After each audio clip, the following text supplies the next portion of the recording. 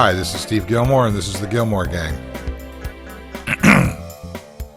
How about that, huh? Is that a sign on or a sign off? It's a sign of, what's the word? I can't remember it. That word. The one for not being able to remember anything. Amnesia. No, that would be nice. That would be a good excuse. No, it's something like, it's not, I can't remember it. Lucky me. So, another Friday, another meltdown by Microsoft. This time it's, they're phasing out Silverlight, or not really, but, that's what MJ says. And Muglia, who actually is in charge now. So we'll talk about that, and we'll talk about some other interesting things. I do want to say before we get started that the Foursquare is really starting to take off. This is based on sort of the inverse proportion of data that Scoble deals with. I think I'm followed, or whatever it is, friended by about 3 people. Robert's one of them, of course, so I know where he is at all times. But there's some interesting stuff going on there. I'd like to talk about that. And joining us to talk about that from the bowels of Los Angeles, otherwise known as Legs on Sale, according to the Fireside Theater, is Danny Sullivan. Welcome, Danny. Thank you. Hi. From Half Moon Bay, by the looks of it. With his new schmutz-free camera, is Robert Scoble. What's up? And from Rivet headquarters. Do you like that? That's right. It's got a little copyright, patent protected. little TM in the corner. Yeah. Is Kevin Marks. Welcome, Kevin. Hi there. We'll hope to be joined by John Taschek as soon as he reaches his lead-lined fortress of solitude, but we'll get to him in a minute. So, Danny, what's shaking in your world? I want to say it was kind of quiet, but maybe that's just because it was kind of quiet yesterday rather than every single day being crazy. I'm still kind of playing with Google TV a bit myself, and looking at them doing some things. They look like they're updating some real-time stuff on Twitter, right, within Google Social Search. So they kind of seem like they've woken up to, hey, we've got social search out there. And it follows on some other stuff they did last week where they made some of their results a little more social in nature. And I don't know, I suppose there's some other things going on. I'll have to give it some more thought. All right, well, this is going to be one of those soft landing shows. We're going to start soft and end soft, and in the middle it'll be soft. Scoble, what's floating your boat? Cool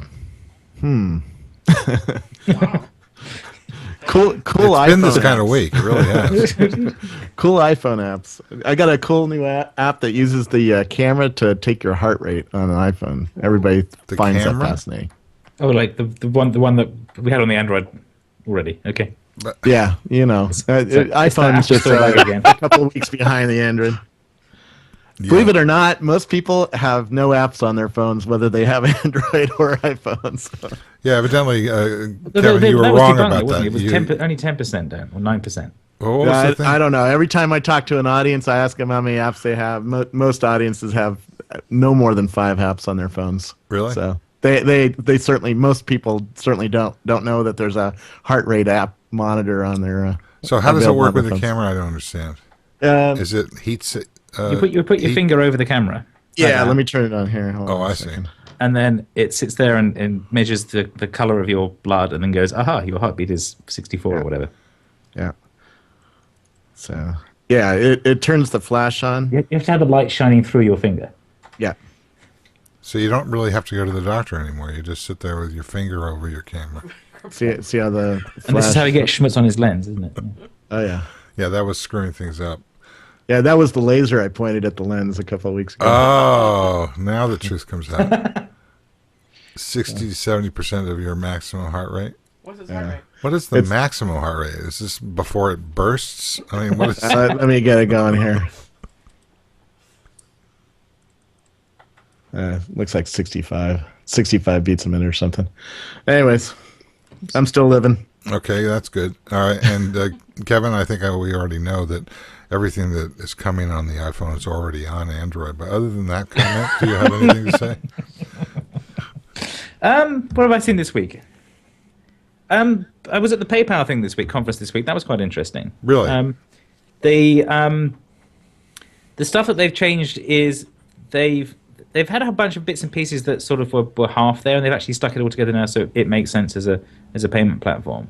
So they've unified the micropayment and the main account stuff, and they've made it a lot easier to separate and redistribute payments once you've got them inside the system. So you can actually build business models that include commission and payments and things like that without having to take a transaction hit for every single one you move around. So there was a bunch of sort of interesting bits and pieces there. Also, they've added the PayPal App Store built on Open Social, so you can embed Open Social apps inside PayPal and have them use PayPal API. So that's quite interesting. So there's a whole sort of bunch of interesting evolutionary stuff going on there. Do you think it's because they're interested in they're being pushed by Google coming into that space, or what about the fact that Apple has everybody's credit card and they don't need PayPal? I think they may be part of what's pushing them. I think a lot of it, what they said was they've spent a long time working on expanding the spaces they can move payments between, and then they were going back to making it more useful for developers again. That was their way of framing it. But yeah, I suspect there's some competitive pressure. But it looks like they've done, from what I saw there, they've done a pretty good job of making it a good payment platform for developers that has a fair bit of flexibility in it. Any comments, Danny, on PayPal or transactions? Is that something that you comes across your desk? Every time I encounter PayPal, I want to slit my wrist. So, so I kind of hate it. It's kind of a short review for you. Yeah, that's about it. You hate it? Because I have a credit card, and my credit is perfectly fine. And every time I go to these merchants that are like, "Oh no, use PayPal," and then it's like I'm having to go into PayPal, and sometimes it's like, "No, I can't even use my credit card unless I log into PayPal," and then PayPal's like, "Oh, but you got a PayPal account. Why don't you do this thing with your checking account and then put more money in it?" And it's like, no, I just would like to actually do my purchase and do it in like 15 seconds without having to log into 100 different things. That's all. So I'm not a big PayPal happy person on that. It depends what you compare it to. I mean, I suppose once you've signed up for it, it is actually fairly smooth compared to the credit card forms you have to use when you've got to re-enter everything by hand. So it swings and roundabouts. The worst one is verified by Visa. That is just a complete nightmare. Well, yeah, that's a nightmare too. But I mean, I do have a PayPal account, but you'll get into it and it's like, oh, you got to log into my PayPal account to use my credit card. It's like, no, I don't want to do that in some cases. In some cases, it's like you don't have to do it, but they do all these things to try to get you in there. And then when I do go into my PayPal account, they still really don't want me to use my credit card. They'd rather me use another transaction, which I assume is going to earn them more money. So I like my credit card, want to use my credit card works, and I think it's more that it costs them less money. When you use the credit card, you're paying a fee on top of a fee. Yeah. Yeah, but if it costs them less money, they're making more money. They're not doing it because they think, oh, well, this will save us money. They're doing it because somehow they think they're going to make some more money if I don't use my credit card and use their own system. So, welcome, John Taschek. Thanks, Steve. Good to be here. Sorry I'm late. That's all right. You're the direct line between your nose and your microphone is still intact. All right. I've specialized in that. Yeah, it's a new thing. We should blow smoke into the room. I mean, other than what we're doing in general here, there's a lot of smoke going around. Should I just stick this thing in my nose? No, this is the 21st century. We don't do that kind of thing anymore. No. Unless it's some sort of statin or legal drug. Speaking of which, somebody came out. Oh, Paul Buchheit just donated $100,000 to support legalizing marijuana. What's that all about? I really don't know. Yeah. Do you know who Paul Buchheit is? Because it's behind the poll. He's the guy Down in that the polls, so they need to spend some more money last minute to try to make it win. No, but it's more the donator that I'm interested in. This is the guy that coined the phrase "do no evil" or whatever.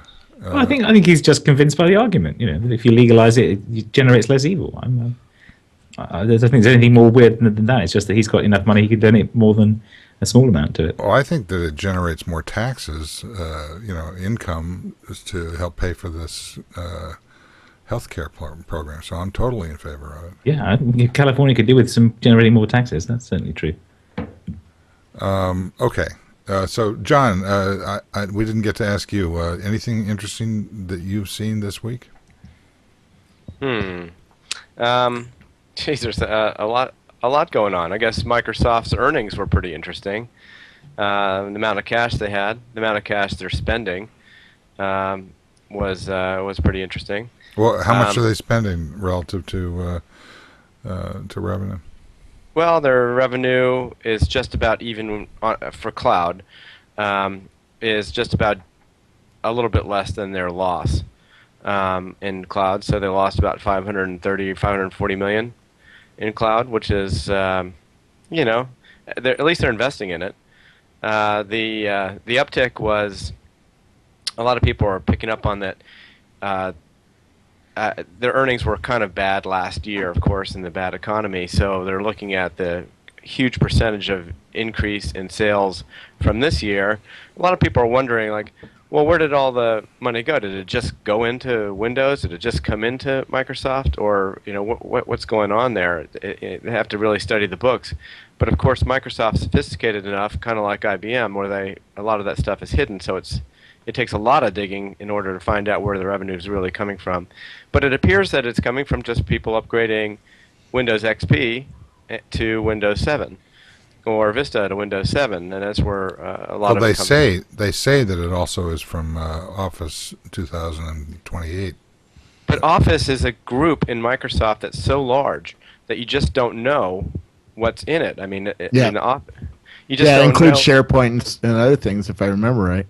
Yeah, so you can't tell if it's Office. The servers and tools are division people is where SharePoint is. Office 2010 and Office 365 are not part of daily conversations among the people I talk to. In that Gartner Symposium, no one was really talking about that. But I guess people just upgraded as they are. Well, it's new machines too, right? New machine. Well, of course, they get Windows 7 on new machines, and they say that the iPad had no impact on netbook sales. I think that's aspirational. I mean, that might be the last gasp from it. But I mean, why would anyone want a netbook now? Especially. Why would anybody want it before? Is what I wonder. Cheap machine. Really cheap machine, $200, really small size, a battery life that was about 4 hours, or 5 hours, and then the iPad came out. But there's still people, of course, it's in every retail store. And that's interesting too, because it's like, why would you want it? Because the biggest problem with the iPad was that it didn't necessarily replace you needing to have a computer in some cases where you wanted to have a keyboard and where you actually wanted to do things that you just couldn't do on the iPad. You wanted to multitask, you wanted to task swap. And so I think it's interesting that the Mac Air that came out and that people are raving about is basically like an iPad with a keyboard. You have people who have bought the iPads and they're like, and now I'm getting a keyboard to go on it. It's like, oh, great. So now you've turned your iPad into a netbook for $200 more than what the netbook was. I'm not taking away the iPad is great in a lot of things and everything, but when people would add all these other things onto their iPad, it's like, okay, so it is a netbook. So netbooks did have a place, but they did. Yeah, they sold millions of copies of Windows, of course, but millions of netbooks, and there was a place for them. And I totally agree that the MacBook Air takes that iPad and puts a keyboard on it, makes it really slim. And it's really portable. I think it'll be very popular. I guess people will still go. I mean, there's still the religion between the Windows machine and Apple, and there's a lot more retail sales of netbooks that are going to be out there. So they're not completely dead, but they exist. It's just that, you know, they're just not part of daily conversations anymore. Whereas the MacBook Air and the iPad will continue to be part of the conversations going forward. Anybody on this call have a netbook? Yeah, I had one. I still have one around here. I never use it. Uh-huh. I haven't used it for ages. I used to take my netbook for when we'd be at conferences, Right. because I would be out and I did not want to carry my entire computer with me, but I'd want to answer email or check Twitter or something like that, and the keyboard was a little helpful in those cases. And since I got the iPad, I carry that around. It gives me like virtually everything I was using the netbook for in that particular situation. I wasn't writing anything that long, and I wasn't having to do too intensive types of things. So I don't need the netbook anymore. Yeah, there's a concept between that I think it's not new, but it's librarians and authors. And an iPad seemed to be aimed at the librarians, people who would want a lot of data, consume a lot of data, but not necessarily produce the data. And a netbook was less for the consumption and more for the authorship, you know, like even if it's just writing notes at a conference. And the iPad kind of bridged that, but the MacBook Air, I mean, that solves it for anybody who wants to be an author and wants that small form factor. It's a great story. The interesting parallel to this was that IBM X300. I don't even know if they sell it anymore. Sorry, it's not IBM anymore. Lenovo X300, which was about the size of the MacBook Air, and it was really thin, and it had a DVD, Blu-ray, and all this stuff in it. And I don't see anybody with one of those anymore. Yeah, because it wasn't really thin, and it wasn't the size, and it was heavy. Netbooks were really good for kids, by the way. Yeah, kids liked them. You know, the keyboards are just right for kid fingers, and when Yeah, I my tried kids to would be using, fob one off on. Yeah. I suggested that to my 10-year-old or 9-year-old, and she looked at me like, Hey, well, check please. Steve, you know that the only reason to buy a netbook now is to run Flash. I mean, that's totally it. Now, speaking of Flash, we've had a couple of interesting developments in the last 12 seconds around Flash. First of all, there's some report which I posted on Chatter, so unfortunately nobody can see it except anybody at Salesforce, which basically says something like 57%. I'm sure you guys have seen this report. 57% of HTML5 is now crossed over and is... Video is now HTML5 accessible, yeah. Yes. Yeah. And then another interesting report from somebody at Adobe, again, whose name maybe somebody in the chat room can find this. I believe Cliff Garish posted something about this on FriendFeed. You might be able to find it there. Something to the effect, and I may be mixing this up with a Silverlight story, which is also, I think, related. Basically said that Adobe has developed a Flash to HTML5 converter. Yes. They demonstrated it at a conference this week. Right. I just put the link in. No promises, blah, blah, blah.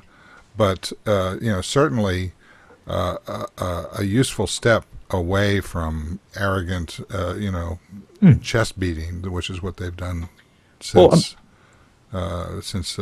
Jobs said forget it. Well, I think what we saw that today we had Adobe doing that, and we had Bob Muglia from Microsoft saying HTML5 is the cross-platform answer, and he's the president of tools at Microsoft. So what we're seeing is both these companies are effectively the tools division of Microsoft and Adobe Flash, which is primarily a tools company. The runtime is the cost they pay to make the tool worth having. Is saying, okay, if you want HTML5 to be our runtime, that's fine. We can generate tools for that too. And so they're sort of transitioning their tools business to work on that too, which is a great thing. I think that's a very positive step. Yes and no. I mean, Silverlight's still going to be the development tool for Windows Mobile Phone 7, whatever it's called. And will serve as a cross-platform solution and will be an upsell for certain kinds of streaming and predictive caching and the kinds of stuff that Silverlight's been doing for 3 or 4 years.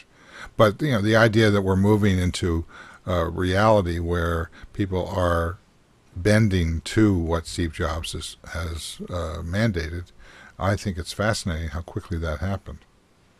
Well, the thing is, because he isn't trying to mandate Apple technology, he's mandating an open standard, which is then everyone else go, oh, well, we can do that too. That's easy. Yeah, well, I mean, it started that way. It started with both Google and Apple supporting HTML5. Yeah. Strongly as a unification, in the H.264, which was working across both Windows, Silverlight, and and the other 2 companies. But this was like last year. Microsoft started supporting 264, which is a big step for them at the time, because they had been promoting their own format for video for forever, for 15 years. So that was the first marker for me that they'd said, okay, we've stopped caring about owning this thing. We're interested in building the tools for our customers in this division, and we're not going to keep paying the strategy tax. So that was a good sign. I don't know about it's just more of the same. I don't know about the stop caring about owning this thing. I don't see any real evidence of that. I think it's just pure market forces at play. I mean, they're not going to have enough. I mean, I know they're going to sell 89,000 Windows phones because Ballmer's giving one to everybody in the company. But other than that, how many iPads are being sold? 1 million a month? Something crazy. Yeah. Yeah. So it's just grim reality that if you want to get your apps or whatever. And there was another story that talked about somebody seeing app in a Starbucks, listening to 2 Microsoft employees talking about developing iPad apps, and there's apparently some sort of a in-house Microsoft team now that's developing iPad strategies and solutions. So it just seems like we've moved past the the phase, that whatever that phase is that we've been in for a while, and we're into something where there's a real horse race about moving. It's, instead of it being about HTML5 versus Flash, it's more about apps versus native web apps. Anybody agree with that? Yeah, I think that's broadly. I think the point is that they've had a tools platform that will generate lots of different stuff for a while, and their answer was, oh well, we can build it this way, build it that way, and to say there's a runtime that will work in lots of places and is reliable is a valuable thing for them to say too. I don't think it's this sort of big scary disruption on them. It's more that them realizing that the world has moved on a bit. Microsoft, in this case, or Adobe in the same way. So do you think it has anything to do with Ozzy leaving? Not sure. Robert? Nah, I don't know. I don't know why Ray left. Other than I bet he feels he finished his job and wanted to do something else. But it's not coincidence that a couple of days later, all of a sudden, Muglia is announcing, they don't show anything about Silverlight at the conference. Yeah. Scott Guthrie's nowhere to be seen. I mean, I'm. No, Scott was I know, doing. I watched a keynote Scott did. Yeah, what was he talking about? Making web apps making apps for out of C# for Windows Phone 7. Sounds like 2003. Yeah. Right. Right. So the vision has left the building. Right. Well, the vision was cut off at the knees by Apple. And by themselves. And Google, by the way, because neither my Android or my iPhone play Silverlight. So both of those guys sort of whacked one knee out from the vision. Yeah, I don't think it had any effect on Silverlight whatsoever. You don't think so? No, it's a I desktop think, machine. I don't think that's why they're moving away from it. I totally think that's why they're moving away from it, because the future of this world is they're mobile. moving toward a single development platform that writes to both platforms. That's the logical rationale for this. Okay. Right, but are they moving away from trying to inject. This is actually a good question for Kevin. Aren't they trying to induce HTML5 to support certain kinds of video technologies that would be very similar to what they've done with Silverlight? Well, HTML5 doesn't mandate a video format, so they could potentially do that. They could say, "Oh, we'll still support Windows Media only in here," and that will be legitimate HTML5, but it wouldn't actually work in other browsers. What's going on there is sort of de facto standards being set by others. Right. In this case, by Google and by Apple. Well, I don't know. I mean, Apple seems to have, perhaps it's just a political rationale, but when they stream these press conferences live, which they've started to do, they're only making them available on Apple machines and on Safari. So.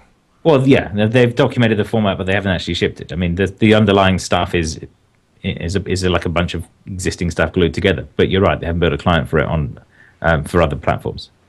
Another interesting article along the same lines, sort of, is a discussion about FaceTime coming to the Mac, and this particular article suggests the possibility of it coming to both the Mac and Windows via an update to iTunes. In other words, it's in beta right now as its own code, but that it would move into iTunes as QuickTime is.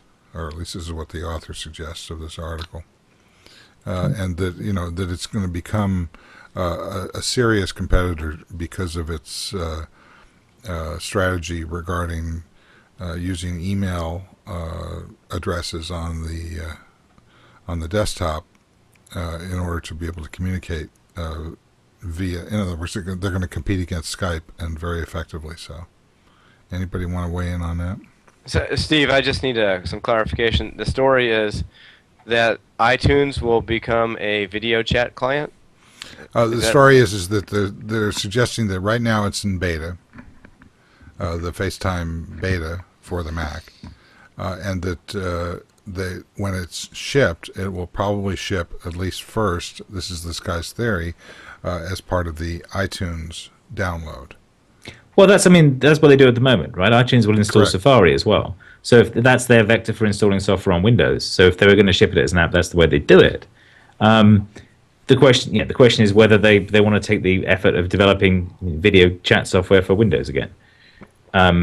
The surprising thing for me was that this was explicitly a separate app from iChat, so I've now got two Apple-developed video chat applications on the same machine, which evidently you can use simultaneously.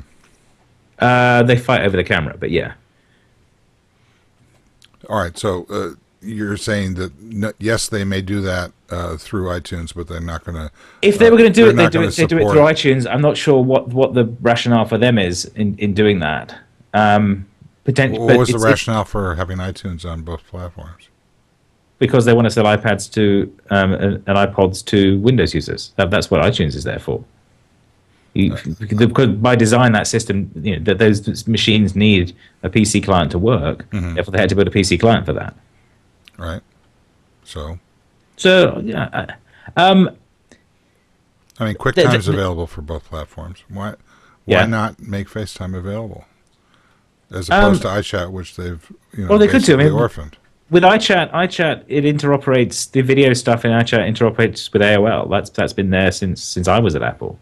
And that worked on Windows through a sort of semi-ported bit of QuickTime, but it was done as I could ever get to work. But that's part of the that's like getting video to work on Windows. But it then was a major pain in the neck. It's a bit better now, but they've had 2 OS releases since then. They're a bit better at it. But that would be the challenge. The problem is that they've then got to support attaching arbitrary cameras from third parties to the device, not ones that they control, and that's a big part of stuff they may not want to bite off and take on. You mean they don't want to crush Skype by solving that minor problem? No, they don't want to crush. They want to sell hardware that's got Apple logos on and works well. They don't want to try and fight with other people's operating systems and hardware installs that doesn't work well and makes them look bad. So I'd be surprised if they went with that. I wouldn't. It's not impossible, but it would be unusual for Apple to do that. Okay. I think you're wrong. Okay, well, let's wait and see. Okay. I think you need to have a bet. Yeah. I'll Having, bet you having tried to John's, port QuickTime to Windows, Droid in video capture to Windows XB3. once, What? having tried to port QuickTime video capture to Windows Well, I know once, you know what you're talking about. That's never been the issue. The issue is whether or not it's interesting or not, and I'm not sure. The piece I'm still interested there is can we actually get them to deliver on Steve's commitment to document the stuff they're doing so that we can actually interoperate with it? Because actually that would be a better answer for them on Windows, which is this will interoperate with Windows clients. Well, they are competing against Google now, and so it is in their interest to start to open these things up and Yeah, no, I think it's in their reach interest. into the Android, crowd and pollute the base with this, closed but desirable technology. Right, but the only piece that's actually proprietary is their personal email to endpoint mapping. That's the bit that's locked up. The rest of it is all being done over standard SIP. In principle, you could interoperate with it now, except that to get the initial handshake done, you have to go through an Apple server. Okay, so I wanted to talk a little bit about Foursquare.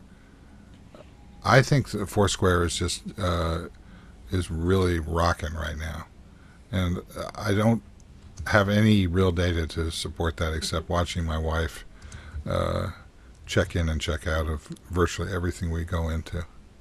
Well, I have some anecdotal data. I just uploaded a video with Nina Zagat, the co-founder of Zagat, travel guides, and they have Foursquare sprayed all over their iPhone and Android apps and other apps coming soon. I had breakfast with the CIO of Starbucks last week, and he made a deal with Foursquare to put Foursquare into the Starbucks network, which is 31 million people a month look at that. So, well, Tina two data points bring in exactly. I mean, we've been seeing this, this theory that this is what was going to happen, but now we're actually seeing it happen. Tina walked into a Office Depot, and checked in, and walked out with a $10 discount on a $25 product. That's extraordinary. That's what and it was so early in the cycle that she had to find the office manager who was the only one who actually knew how it worked, because there were three or they wanted her to print it out. Like, how do you do that? You throw it from the phone into the printer. You walk over to the scanner Print. and put it down. Print. Yeah. So there's some gestures here that some of which are unprintable. So I think this is about to, this is hitting a critical mass when you start to look at your phone before you go out to see if there's anything that you want to know about. And what about predictive? What about the marriage of something like Plancast and Foursquare? Where you know where you're going to go. I mean, I keep seeing these Plancast updates. I've never actually looked at the software. Yeah. But I see, Robert S. is, has plans. TripTrace is trying to jump in there. There's a bunch of companies trying to do planning or predictive stuff. I just haven't seen somebody really do it in a magical way yet. Well, I was chatting with the Plancast guys this week, and that's in some respects this is stuff we've been doing for a while. We've had sort of several iterations on this, right? We've had upcoming, and we have a lot of people do this kind of thing with Facebook events where they say, I'm going to do this and map that. And there's another startup called Zaggle that reads your Facebook friends events and gives you that back in a Plancasty way. So the thing is, it's the difference between the Foursquare thing is I'm doing this now, and the sort of Doppler and the other ones were further out and saying, I'm going to be doing this at some point in the future. I'm taking a trip to New York right, for but 5 days next if month. you merge the two, whereas you've this got is just that space in between, which is, what's going on in San Francisco this evening? And it works for San Francisco. Or I'm leaving the house, right? And I have my phone set to recognize that I'm leaving the house, so it triggers like a it knows where I'm going next, Right. and it tells the network, okay, what have you got for me? And, Right. I think that the behavior is going to start to shift into this kind of real-time feedback loop, and it's Yes. going to happen very quickly. I mean,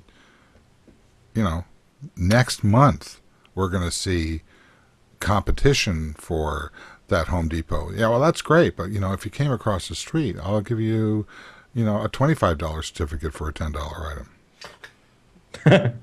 I mean, seriously, There's a weird- okay. it's about relationships, right? Is that venture funded loss leading there? No, Well, it's true. they have It's, to have something to do with that money.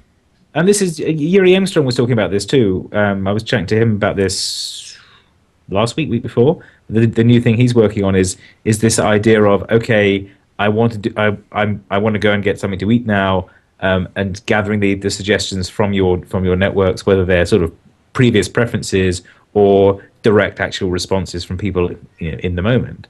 And so, definitely an area that's getting very interesting, and lots of people are experimenting in. Right. Well, I understand that there are people experimenting, but what I'm suggesting is that we are about to see actual product starting to appear. For example, why is it just physical space? How about if you send 3 or 4 of your friends, or announce to 3 or 4 of your friends that you've read an article, you will get 20% off of your subscription price for that article. And you do that 4 or 5 times, and your friends sort of swarm around that particular idea, and you and some of your friends start to discount by basically selling their identity back to the network. They get free and upsells on services. That seems to be imminent. Yeah. No, there was a couple of apps that were doing that kind of thing at the PayPal apps demos this week. Because as I was saying, part of the thing that PayPal have done is make it easier to move those payments around, and we're starting to see people doing the sort of geographic mashups with the payment models they had there. So yeah, I definitely expect to see a whole bunch of these things coming. Danny, what do you think about this? Is this another invasion of privacy? For Foursquare or the No, just in anticipation? general, the idea that we're talking about, which is that what I think is going to happen is we're going to see these aggregator, web services that come in and basically orchestrate these different things, and basically sell an individualized output of these announcement streams to people in return for some advertising space for bigger brand products that are mainlined in association with these local sales. Well, I mean, I don't see it as a privacy invasion if you're getting data that I voluntarily gave to you. I mean, there's nothing on Foursquare or PlanCast about me that I didn't give. And in fact, on Foursquare, I think it's still the case that you can't see what someone's doing. I mean, just because you've even checked in on Foursquare, it's really difficult to go in there, if not impossible in some cases, to see where someone's been. A few cases, like with Dennis, or if you take Ashton Kutcher, they actually have a follow model where anybody can follow them and everything they do is public. But that's something that Foursquare does that's very special. For the most part, you can't figure it out. You could go through and look at a user, though, and I think and see what badges they've earned and what mayors they are, and then get a sense that, okay, they must go to this one place a lot and target them that way. But again, you'd only know that because I was stupid enough to tell you I went to these places, I suppose. So I don't see it as a privacy thing. But I think you've defined the question I was really asking, which is, if there's an economic incentive for people to deliver to a targeted group of their friends or people that they designate information about what they're doing, they're going to tend to move in that direction. So the services are going to, you can already do this. You can simulate this by just looking at all these different things that are showing up. The reason that I've been noticing Foursquare specifically is because it gets around, because I have Chatter on my iPhone, it's secured with a passcode. So there are only 2 things that get through that wall when I'm moving around without signing in. One is a phone call that you just use the arrow thing to get into the phone to answer, and the other are these push notification messages, and the Foursquare ones they're starting to appear constantly, Yeah. and this is becoming a platform that I think is very reminiscent of where we were with Twitter 3 years ago. It is, although I have to say it's becoming a very confused platform. I mean, they're doing deals like I can check into. I can't remember who it is, like Discovery Channel, right? I don't even know how. I use Foursquare. I don't even know how to begin checking into Discovery, right? Do I have to search for it? Or do I locate it in some case? I just saw something in my stream today that if I want the Halloween badge, I've got to check in and shout out Happy Halloween anywhere, apparently, and that'll get it. When I was on it, okay, and that's kind of cool. Well, you should go down to Home Depot and throw some printing it's around. cool, but it's like random. I don't know. I didn't know that. I got to just kind of discover it because I saw it on Twitter, and okay. And then I was on a flight recently, and I got, what was it? What do you call that thing when you're The Mile in the High air? Club. I'm a member of the Mile High Club, right? Because if you check into That's interesting that both of you Robert, actually you know knew them. that. And who's the company that does the wireless in the air? Go. Go. Go Mobile. GoGo in Flight. So if you check into GoGo in Flight, you earn the Mile High badge, right? Which is kind of cool. But how do you check in on your flight, right? Okay, so Everybody who's fire up watching, the all three Foursquare people app, and are then wondering it's how they get that. I think I had to go into the mobile place, and then I had to search for GoGo in Flight to figure that out. It doesn't occur to me to check into GoGo in Flight. GoGo in Flight didn't suggest that I do it. I think I saw it somewhere else on a Twitter feed, and then I discovered it. But it was like, it wasn't even like, oh, it's cool because it's like a randomized game. It was just like, I don't even know that it was there unless I accidentally stumbled upon it. Meanwhile, I'm mayor of several local businesses here who have no clue that I'm mayor. And it's fine that if you are in San Francisco or New York, everybody's all excited about it. But let me tell you, in like Orange County, they don't give a shit. They don't know. Yeah, but I mean, like I the don't office run into manager this didn't anywhere. understand. I don't walk into Chronic Taco and say, "Hey, I'm mayor," and they're going, "Dude, all right, free time." They don't. I don't even think they know that they have. Yeah, mayorship. it's Friday. Tuesday, they're going to know. Maybe. But then the other thing that happens is, while this is all cool and we have these deals and the Home Depot deals are cool, it will become gamed. So now, I mean, what is it? I checked into Twitter the other day and discovered that Mike Arrington was mayor of Twitter, right? He's also the mayor of Foursquare. All right, Mike is not at Twitter or Foursquare enough to be the mayor's according to those rules. So he did a post somewhere like on how you can hack it, right? Yeah. So if becoming mayor gets me special things, or just checking in gets me special things, then does it start tipping into, hey, I want the $10 off of Home Depot, so I've checked in, now I got my $10 thing, even though I didn't even go to Home Depot.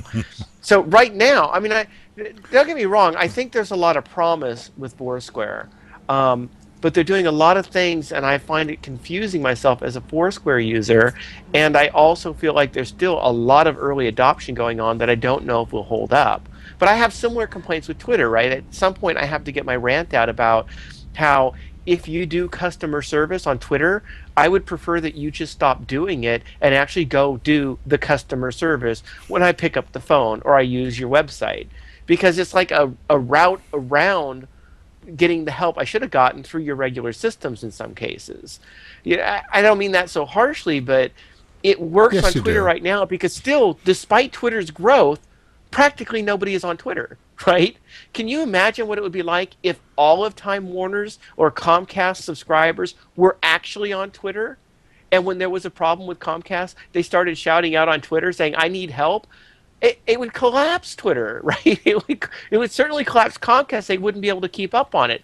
It's a success story right now because it's well below the critical mass in some of those areas. And if it's going to be a success story for Twitter or for Foursquare in the long term, then it needs to mature a lot more. And and I hope it gets there. And I have a lot of potential. I love the idea that when you go and you check in someplace, you get local offers, or you have this effectively new way of searching and discovering stuff you didn't know about. It can be fun. John? I can't add any more to that. That's a perfect summary of. Yeah, but of how it. about the enterprise part of what he just said? The enterprise parting of check-in is Well, this is enterprise almost, because when you Not check into a almost. business, What he's saying is that it's a infinitesimally small sample of people who are actually using Twitter and Facebook for customer service, and that if too many people used it, it would collapse. It sounds like when the internet was going to run out of bandwidth. or So far, IP that hasn't addresses. happened. Yeah, no, it's not going to collapse. They'll keep building it, because once enterprises get involved, the money flows. It's not, by the way, that I'm saying that Twitter will collapse. I'm saying that if your job is, I work for Comcast and I monitor customer service complaints, and if all the people who have customer service complaints with Comcast right now suddenly use Twitter as their primary channel, they would have a nightmare in dealing with that. They're successful because relatively few people with complaints about Comcast actually seem to turn to Twitter, I would argue. Similarly with, Well, I mean, the airline. response to it is a public relations response, and that's why it's Right. being taken care of. Well, in many ways, using a technology like this makes it easier for them to respond to customer service issues. Yeah. A call deflection, for example, a call costs a company $2.40.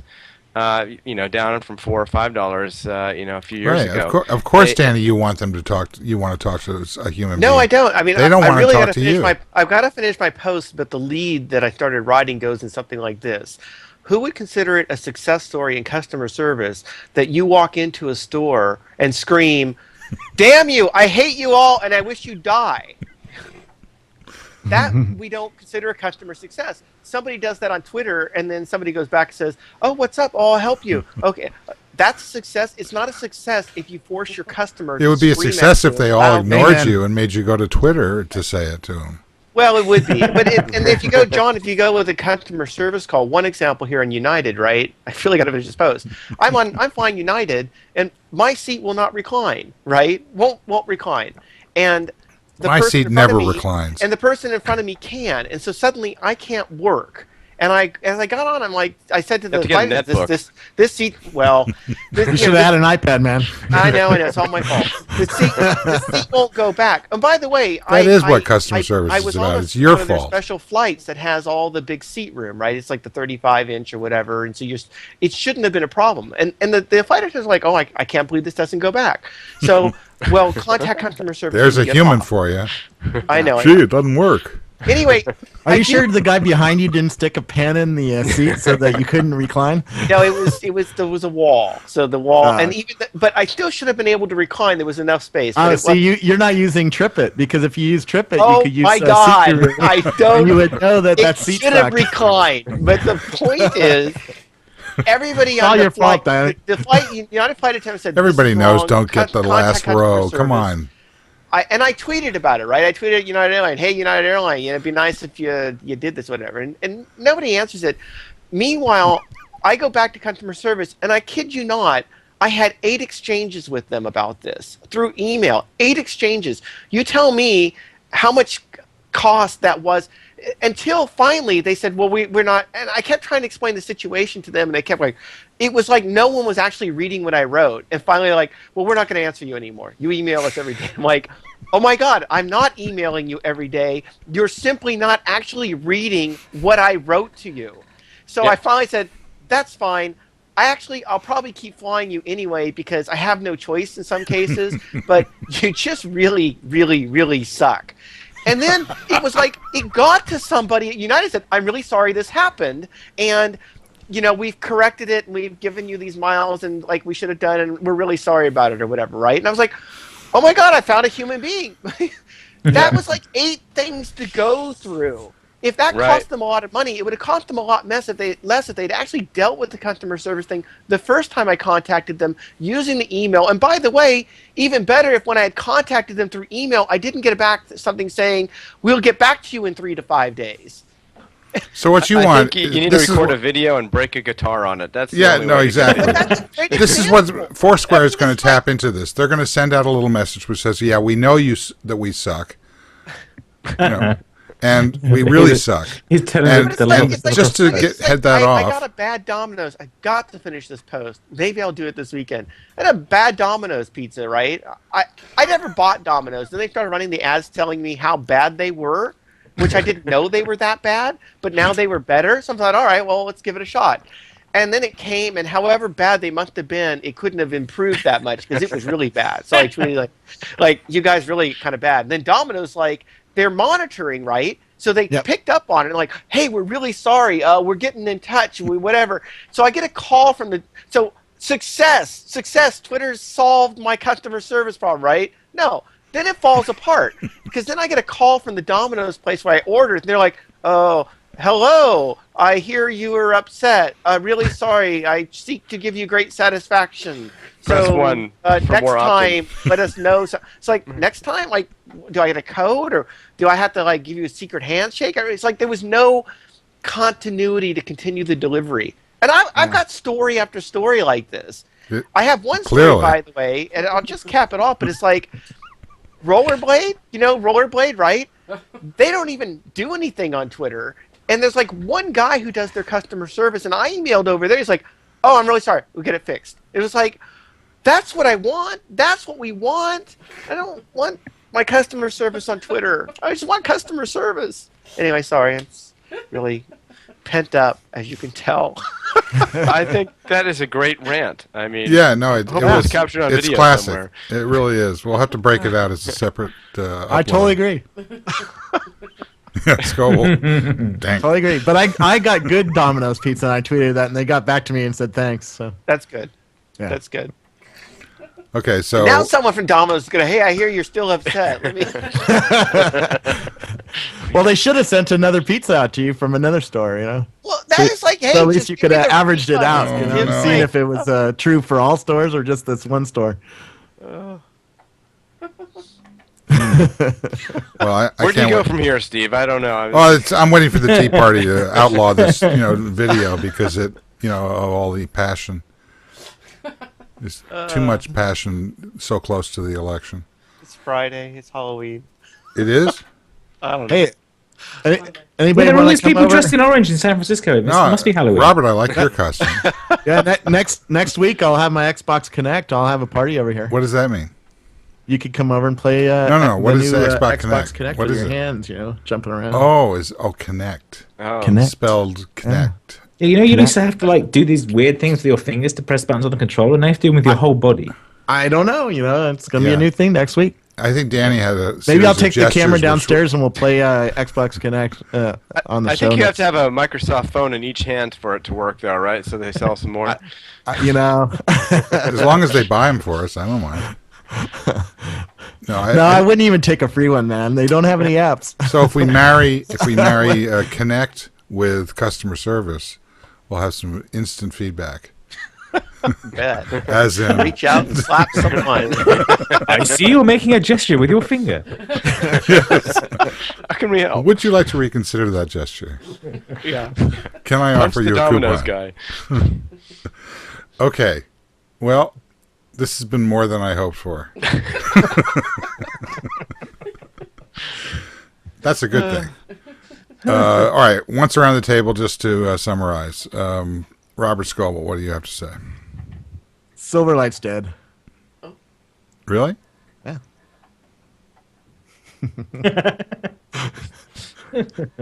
Really? I don't know. From emphatic to maybe They- in 3 seconds. Okay. Kevin Marks. HTML5 is alive. That's the real point. Oh, please. Coming to a theater near you in 2048. My Connect doesn't use HTML5. Yeah, none of the stuff that we actually uses HTML5, Yeah, my iPhone except a doesn't. little bit. Oh, yeah, my iPhone does use HTML5, but what are all these apps? It These uses apps? H.264. Did my heart rate monitor use HTML5? I don't know. I don't Probably know. not. I have no Probably idea not. what that thing is doing. Danny Sullivan. I'm exhausted. Going on this weekend. One Comcast thing I is mentioned- metering your bandwidth after that outburst. Yeah, exactly. One big thing that I didn't mention was the whole Eric Schmidt had the interview where he said, just move if you don't want to be in Google Street View. And it was yet another one of these things where he's like, no, I was joking. Well, no, I misspoke or whatever. it was interesting that Google issued a statement quickly, not quickly, but the next day saying I misspoke and I didn't mean that. And he's had a series of these sorts of things, and I'm wondering if we're going to see him, not the jokes and maybe even think further about what he's saying, because clearly they haven't gone the right way, and it has made a PR mess in some cases that shouldn't have happened. So, John Taschek. Yeah, I think the customer service issue. I think that's going to be that's really going to heat up in the next few months, especially as social media, as people grapple with it and get it into their companies. I think that's going to change the way they distribute agents and how they come back from maybe offshore back to onshore. It's going to change a whole bunch of dynamics there. And I think that rant was the best thing I've heard in a long time, so thank you, Danny. And and lastly, I'm just still surprised that no one cares that Charles Phillips, who once was the future king at Oracle, is that, a really minor competitor now, and no one talks about it. Yeah, It's but just being the shocking. future king at Oracle is a very short-lived job, which doesn't have True. a big payout. Yeah, because the current king is not going away anytime soon. Exactly. It's like Prince Philip or whatever. Prince Charles, you mean? Same thing. But Prince Philip is like the grumpy one standing next to the Queen being rude to I'm sorry that I'm not taking the royal family seriously. I apologize in advance. We did fight a war over this. No, Prince Philip is more like Eric Schmidt. He just sort of sits there and says random things, and then the palace apologizes later. Well, I feel for Eric. It's tough being a billionaire when you really can't do anything fun. That's what I think. We're speaking from experience here, Steve. Yeah, it's tough. Yeah, I've been to watching Billionaire School now for the last 12 years, and it's a good way of getting really nuts. Okay, I want to. Steve, Yes. did we miss the Facebook Deals integration with Places? What does that mean? Well, Gary is asking why we didn't discuss that. Well, what is it? Do you know what it is? It's like Foursquare Deals, but on Facebook Places. Well, we didn't miss it. I don't see Facebook Places coming up on my iPhone. I see a lot of random friends appearing on Facebook on my iPhone. On But- Facebook or on Foursquare? Foursquare I see constantly. I just found out that Robert Scoble is actually at the Ritz, not at home. Yeah. Yeah. Yeah. I'm close. Anyways, It doesn't say that. It says you're at the Ritz. supposedly 7 times more people use Facebook Places than use Foursquare. Really? I believe that. I mean, there's 500 million people on Facebook. I think that when you take all of these services and combine them, just in the experience of interacting through a single or several devices, as I do with the iPad and the iPhone, you start to get this map of what is going on in the social graph that matters to you, and the degree to which you constrain the samples in various things. Right now, Foursquare is a good match between a very small sample and some interesting dynamics, as evidenced by Tina's experience at Home Depot and other things. This is coming on fast, and I think it's going to lead to, as John just suggested, a rapid development of services that are kind of Uber services that coordinate and orchestrate these different signals. And I think it's going to build out, the part of the iPhone, right? I don't know what that says. Robert Scoble is at the Ritz-Carlton, and this message brought to you by insert big brand. This is going to get huge very quickly. And the kind of filtering that then results in orchestrating this stuff is going to be a very high value feed, which is going to get pumped back into the economy, and it's going to be bigger than Twitter. That's what I think. I'm surprised at how little Facebook understands about place so far. I was expecting their platform to be a lot better. I mean, if you look at Foursquare, they show you little icons next to each item or each place, and they show what that place does and what it's known for. There's a little bed next to the Ritz-Carlton, for instance, and you look at Facebook, and it doesn't do that. It's kind of, Facebook is kind of like Microsoft in the sense, and I don't mean to say this negatively because they're both powerful companies. It's a little bit, somewhere between a fast follower and a innovation harvester. But the innovation that's occurring around Foursquare right now is really startling, and they're getting real world partners involved in it. And it's starting to impact on people who, with a minimal investment of time. I mean, I have to wait while we check into the health club while Tina checks in outside the door. It's 10 seconds. Yeah. But, she got a free guest pass.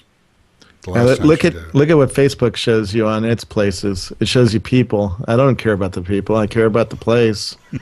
So let's go to the Broadway Grill and see if it shows anything. Robert, man of the people, Scoble. Well, no. If I'm If I'm looking at the people side of Facebook, then I care about people. But in places, I care about places. I don't care about the people. I care about the places, right? Mm-hmm. And it does. It took me to Yelp. Give me a break. It doesn't know anything about my place. Okay, well, whoever asked for that just got it. Who was it who asked for that? Yeah. Look, Cafe X. I know where Cafe X actually it's at Facebook, but what does it show you? It shows you that it's 15 miles away. It doesn't show you what it is. Doesn't have very much information about it. It shows you the people again. And Facebook is biased around people, where Foursquare is biased around place. It's really interesting.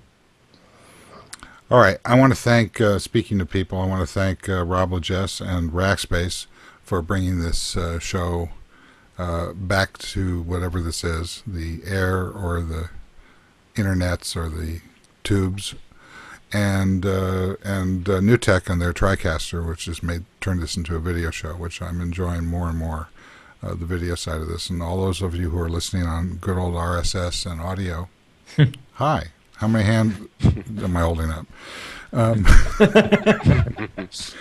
And listening on RSS. I think that's, so if this is a podcast, it's also a stream. And we very much appreciate everybody who shows up, particularly in the chat room, to keep us honest. And sometimes you can be annoying, but... yeah, sometimes they can be annoying. Oh. Who was that So guy? can we Kenny? be? Kenny was annoying a few weeks ago. Remember Kenny? We're annoying too. Not that you hold a grudge or anything. Yeah. Huh? Okay. I want to thank everybody who showed up, particularly John Taschek, Danny Sullivan, Robert Scoble, Kevin Marks.